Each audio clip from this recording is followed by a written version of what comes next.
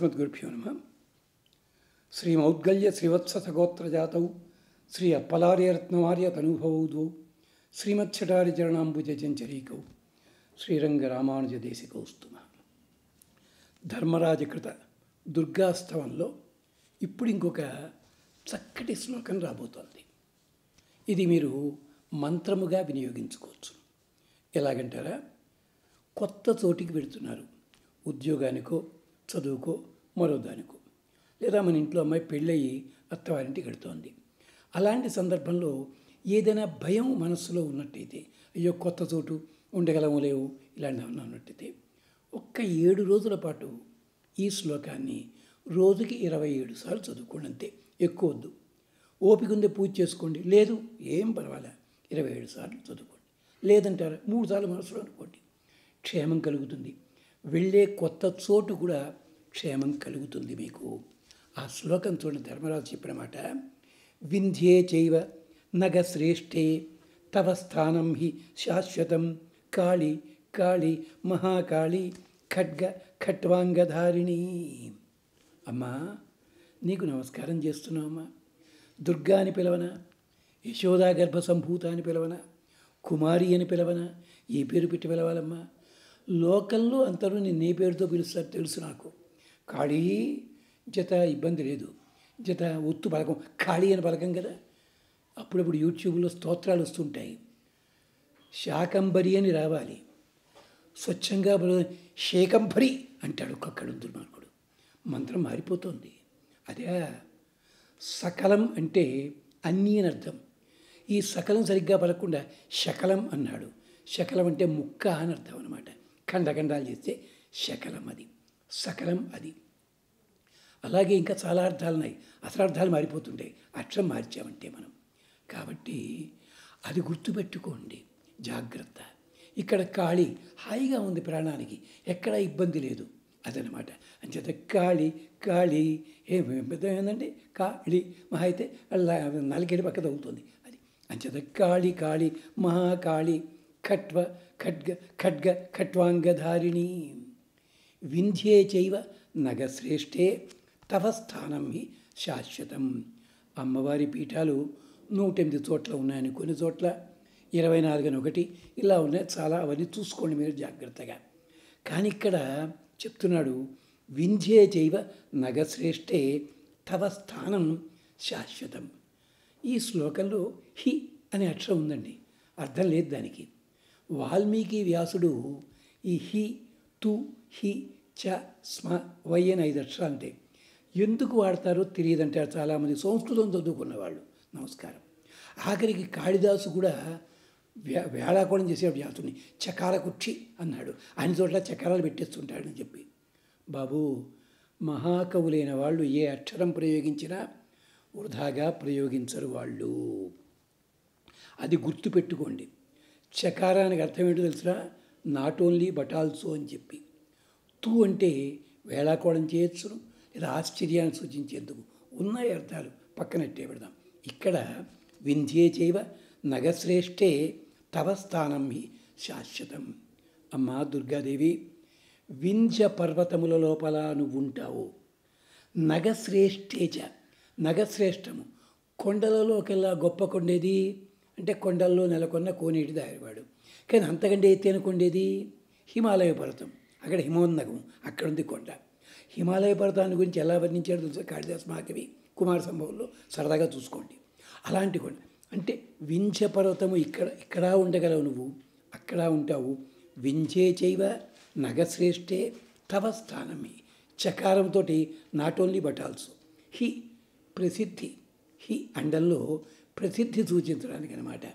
మమ శాస్త్రం హి అంటాడు కృష్ణుడు ఒక చోట. నా శాస్త్రమయ్యా, చాలామంది బాగా తెలిసింది అంటారు అక్కడ. అందుకని వింధ్యే చైవ నగశ్రేష్ఠే తవ స్థానం హి శాశ్వతం. కాళి కాళి మహాకాళి ఖడ్గ ఖట్వాంగధారిణి. అంటే ఖట్వాంగం అంటే అర్థం ఏమిటి? మంచపు కోడు. దానికి అమ్మవారి స్వరూపంలో ఆ మంచం కోడికి పుర్రె తగిలించి ఉంటుంది. కొంచెం మత్స్యపురాణంలో చెప్తే చాలా దూరం వెళ్ళాల్సి వస్తుంది, వెళ్ళటం లేదు. మత్స్యపురాణం చదవండి, లేదా దేవి భాగవతం చదవండి, శివపురాణం చదవండి, లింగ పురాణం చదవండి, దీంట్లో వివరాలు ఇచ్చారు. ఖడ్గ ఖట్వాంగ ధారిణి, అమ్మవారి చేతిలో ఓ చేతిలో కర్ర ఉంటుంది, అదే ఓ చేతిలో ఏది ఖడ్గం ఉంది, రెండో చేతిలో ఖట్వాంగం ఏమిటండి? మంచపు కోడి దేనికండి? మంచపు కోడు దేనికి సంకేతమో తెలిసిన? మంచం అన్నది భోగమునకు సంకేతం. మంచానికి ఎన్ని లక్షణాలు తెలిసిన? ఇంగ్లీష్ వాడి తెలుసును, అందుకని దాన్ని ఏమన్నాడు? బెడ్ మేకింగ్ అన్నాడు. అంటే పరుచుకోవడం, బట్టలు మంచం వేయండి అంటే మనం డ్రాపింగ్ కాదు, అక్కడ కాట్ బెడ్ మేకింగ్ అంటాడు. ఎందుకని? పొడవు ఉండాలి, వెడల్పు ఉండాలి, ఎత్తు ఉండాలి, అందం ఉండాలి, మృదుత్వం ఉండాలి. మరి ఇంకా అర్థం ఏంటో తెలిసిన? పొడవు, వెడల్పు, ఎత్తు, పరిమళం ఉండాలి, హాయిదనం ఉండాలి. అంతేకాదు మంచానికి ఉండే లక్షణాల్లో వేసంకాలంలో చల్లదనము, శీతాకాలంలో వెచ్చదనము, వర్షాకాలంలో ఆప్యాయత. అంటే ఏమండి మరి ఇంత చెప్తున్నారు, ఏమి ఉద్దేశం అంటారా? ఇది నేను చెప్పడమే కాదండి, శివభక్తులు ఉన్నారు, నాయనార్లు అని చెప్పి. అక్కడ నందనారాయణ మహానుభావుడు శివుణ్ణి స్తోత్రం చేస్తూ ఈ మంచానికి ఉన్న లక్షణాలు అద్భుతంగా చెప్పాడు తమిళంలో. ఆండాళమ్మవారు కూడా పంచశయనత్తిల్ మేలేరి అంటారు, 5 గుణములు కలిగిన మంచం అన్నారు. ఉపనిషత్తు కూడా పర్యంక విద్య అని చెప్పి అక్కడ చెప్పింది. మా సొంతం కాదండి, గ్రంథాల్లో ఉన్నాయి, వెతకాలంతే. అంచేత ఖడ్వాంగం దేనికి సంకేతం? భోగమునకు సంకేతము. ఈ మంచపు కోడన్నది భోగం కలిగిస్తుంది స్థిరంగా ఉంచి, కానీ రాక్షసవధ కోసం అదే ఖడ్వాంగం తీసుకోవాల్సి వచ్చింది. ఖట్వము అంగము, ఖట్వ శబ్దంలోంచే వచ్చింది ఇంగ్లీష్ పదం కాట్ అన్నది. ఆ కాట్ ఉండే చోటు కానీ దాని పేరు కాటేజ్ అన్నాడు వాడు. తెలివితేటలు. 90% పదాలు ఇలాంటివి వెతుక్కుంటే మన దగ్గర నుంచే సంస్కృతంలోంచే అటు పక్కకి వెళ్ళాయి. ఆఖరికి ఇప్పుడు 2 వీలర్స్కి 3 వీలర్స్కి పేర్లు పెడతారు సార్, ఆ రకరకాల పేర్లు. ఒక్కసారి వీటి మూలం ఋగ్వేదంలో కనిపిస్తుంది, సరదాగా చూడండి, పక్కనట్టే పెట్టండి. ఖట్వాంగధారిణి అంటే రాక్షసుని వధించడం కోసం వాడు కోరుకున్నాడు ఆ వరం అలాంటిది. ఆయుధము కాని ఆయుధము చేత చంపబడాలి అన్నట్టు. ఏం చేయాలండి? మంచం కూడా ఉంది కదా, మంచం కూడా ఆయుధమా? ఆయుధం ఏది మనకి రక్షణ కలిగించేది. అది విరిగిపోయింది అనుకోండి, మంచం ప్రమాదమే కదా మనకి. అలాగనమాట. అంచేత ఖట్వాంగధారిణి కాళి, కాళి మహాకాళి, ఖడ్గ ఖట్వాంగధారిణి. ఇక్కడ కాళి కాళి మహాకాళి అని చెప్పడంలో చాలా అందమైన భావం ఉందండి. ఏమిటో చెప్పమంటారా దాన్ని? అంటే చెప్పుకున్నాం మనం ఇంతకుముందు, మళ్ళీ రిపీట్ చేస్తున్న పునరుక్తి. పెళ్ళయింది, హాయిగా వచ్చారు, హిమాలయ పర్వతంలో ఉన్నారు, వచ్చి మాట్లాడుతుండగా అదే మళ్ళీ వాళ్ళు కైలాసానికి వచ్చేసారు. పరమశివులు ఎవరు ముద్దుగా పిలిచారట భార్యని.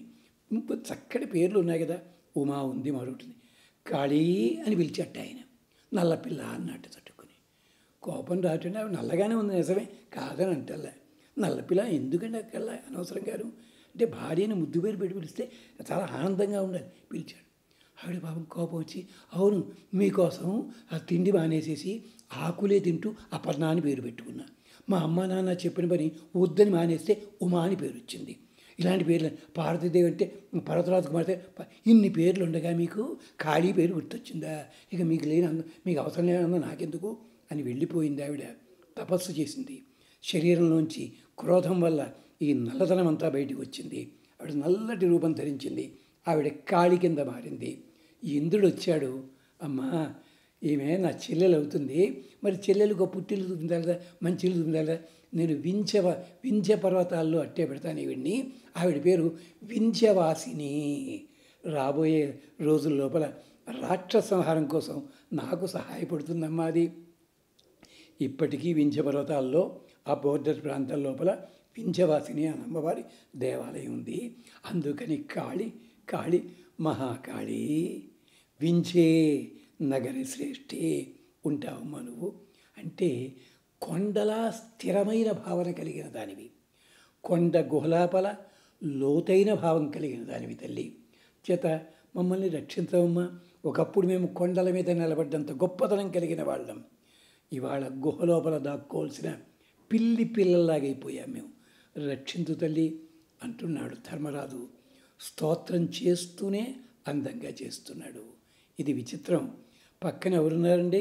ద్రౌపది ఉంది. ద్రౌపది ఎవరండి? ఇంద్రాణి, గుర్తుపెట్టుకోండి. అది ఎందుకు అన్న తర్వాత చూస్తున్నామండి. స్వస్తి.